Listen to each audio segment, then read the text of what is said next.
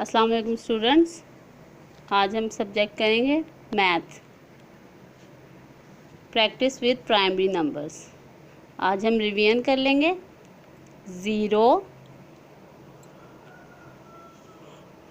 1, 2, 3, 4, 5। आज हम करेंगे 6। क्या है ये?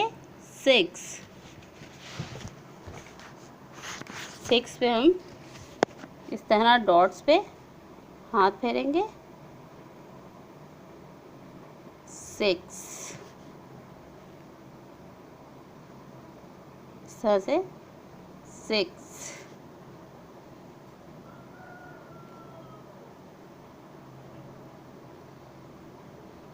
6। अब हम नीचे लिखने की कोशिश करेंगे इस तरह 6।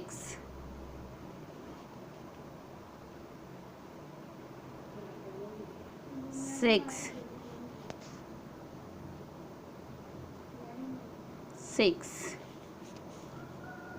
ये आपका आज का क्लास वर्क है। अब आप होमवर्क करेंगे तो इस तरह नीट कॉपी पे SW लिखेंगे, डेट लिखेंगे और इस तरह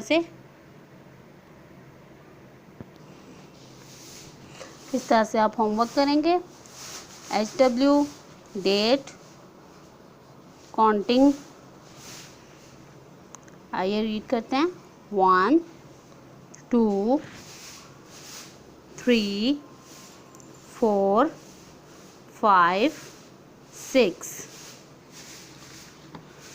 अब हम इसे लिखने की कोशिश करेंगे इस तरह से। 1, 2, 3,